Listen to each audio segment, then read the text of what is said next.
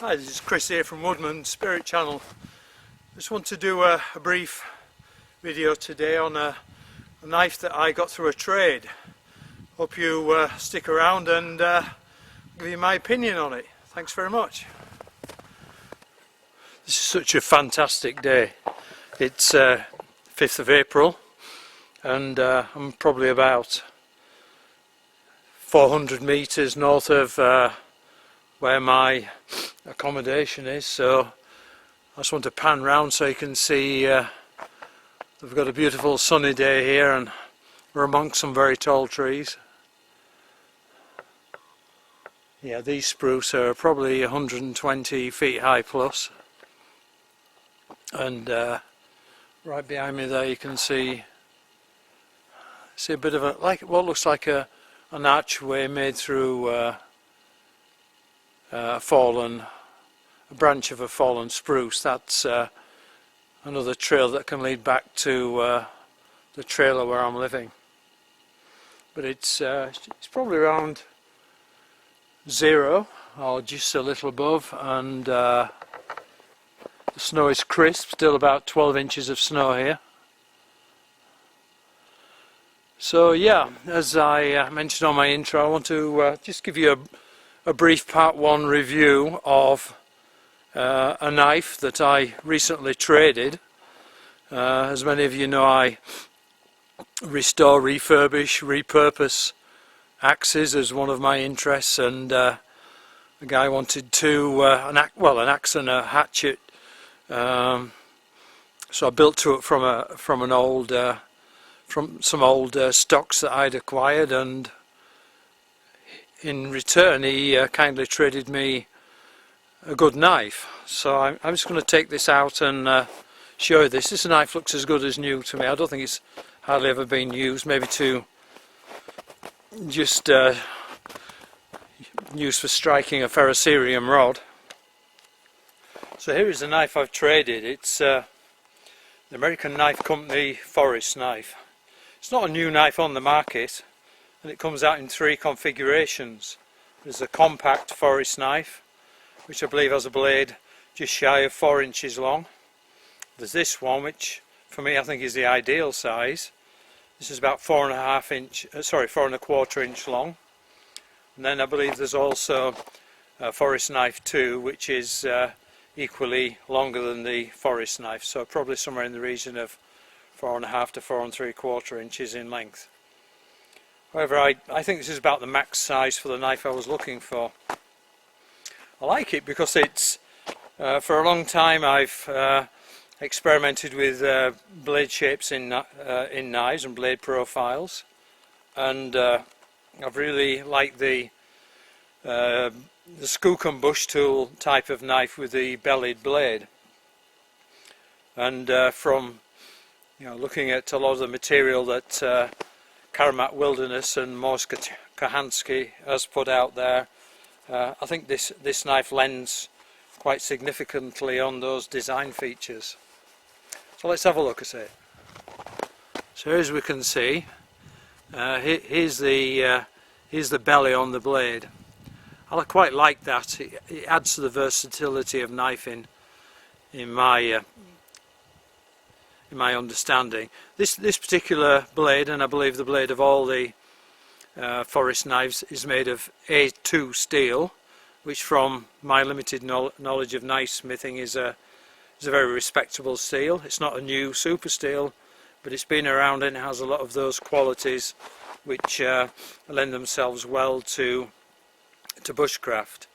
I mean, it's resilient, it's not too difficult to sharpen, and it is not by any means one of the worst steels in terms of rusting or corrosion.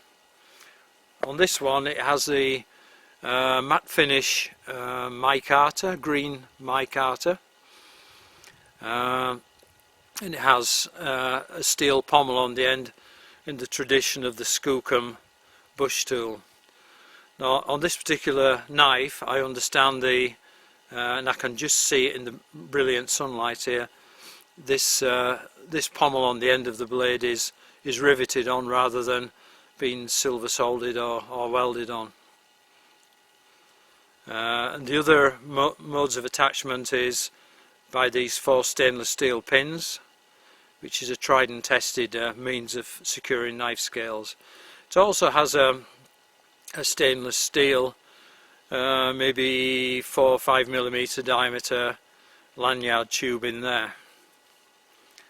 As you can see, the blade is somewhere in the region of, I haven't measured it, but I'm going to say it's about 4 millimeter thickness, so it's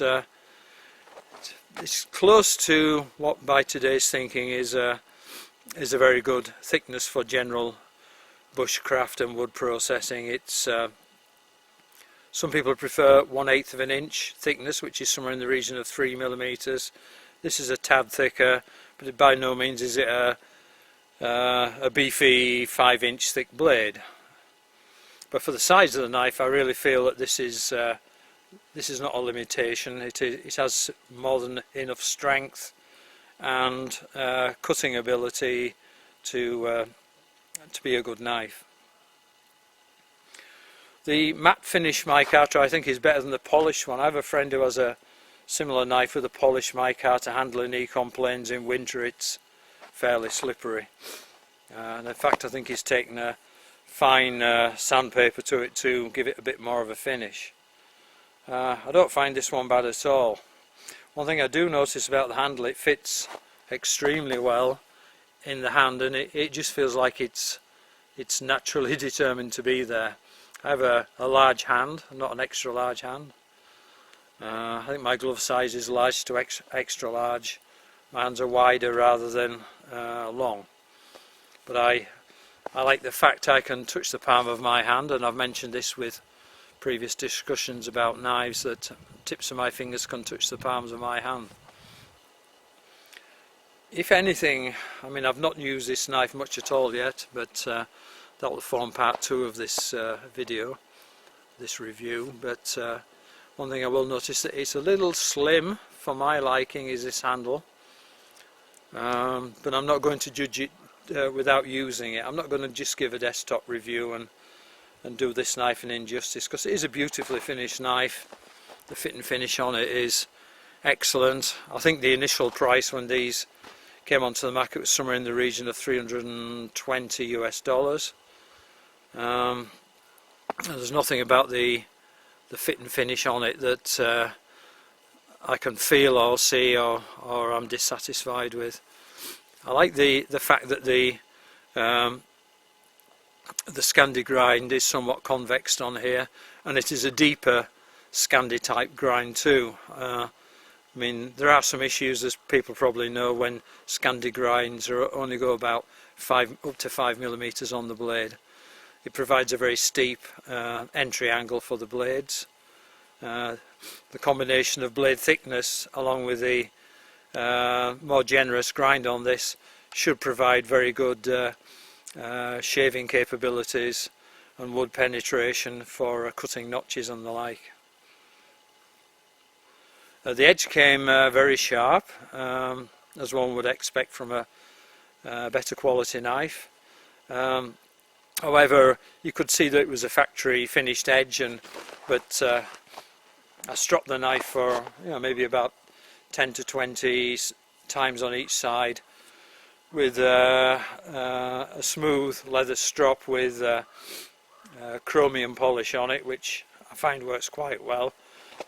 And it is now razor sharp. I mean, you can do very light squiggle cuts in paper. There's no sound of the paper ripping. You can just hear it slicing through paper easily.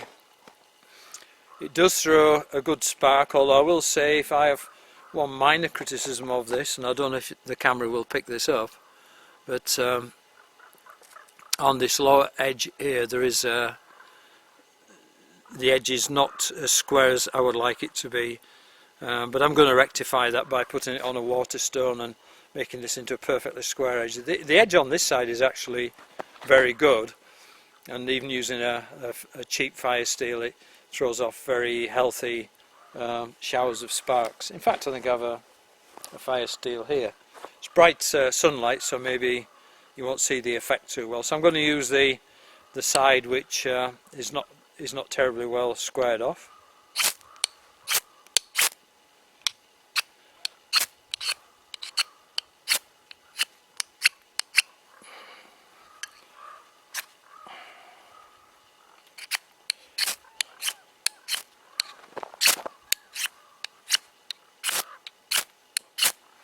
Yeah, so it's more than adequate, but I just know that it can be made a lot better.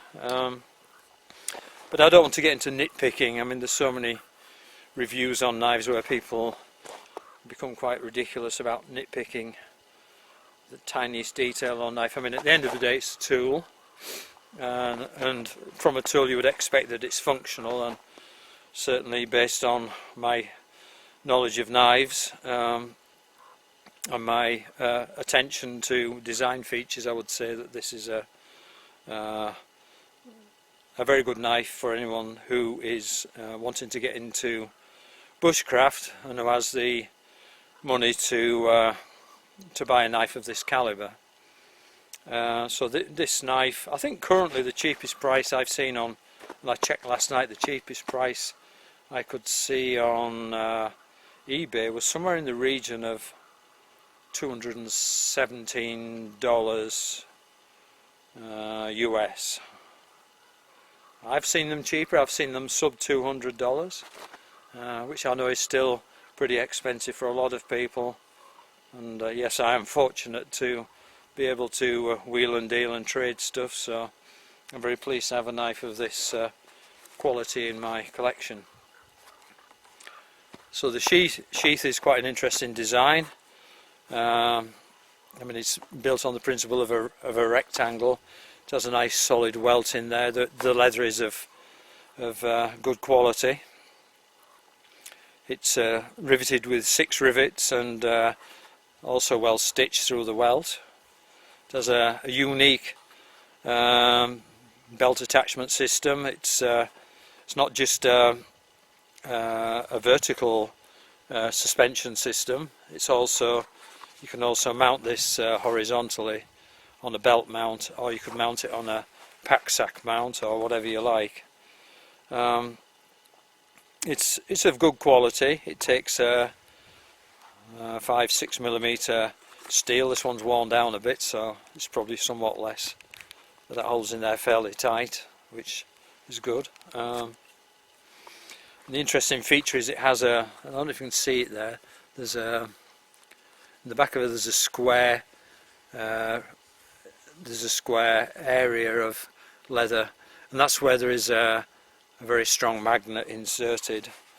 And the designer's thought on this was that, you know, initially most good knives should have a tight leather sheath which retains well, but when knife sheath stretch, and from my experience it's usually within a week or two of use, they can quite easily drop out when inverted like this, unless of course they've got a retaining strap, or the lanyard is used to secure the knife around the fire steel mounting there, or whatever, or through, you could even put a cord through there, through one of these rivets.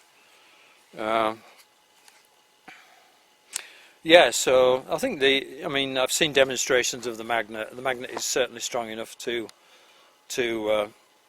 hold upside down and shake, and the knife still will be held securely in place, which of course, if you're going for a knife with a green handle and you're out in the bush, it's probably a good idea not to not to be losing your knife, because there's a good chance you're not going to find it. So yeah, I mean, I think I don't want to go in too much into how I might end up customizing this knife, because I probably will, but for sure I would like to maybe put some red paracord in there, or orange paracord. I'm not a big fan of long dangly lanyards in knives, but I do feel that they are important. You know, they're a useful addition for when you're working outdoors in winter and you've got gloves or mitts on. They make it easier. I mean, like, this is a tight sheath, so it would make it somewhat easier to grab it and have the lanyard in your glove and be able to pull out the blade without too much trouble. But yeah, I shall in part 2, which might not be in my next video, but it could be.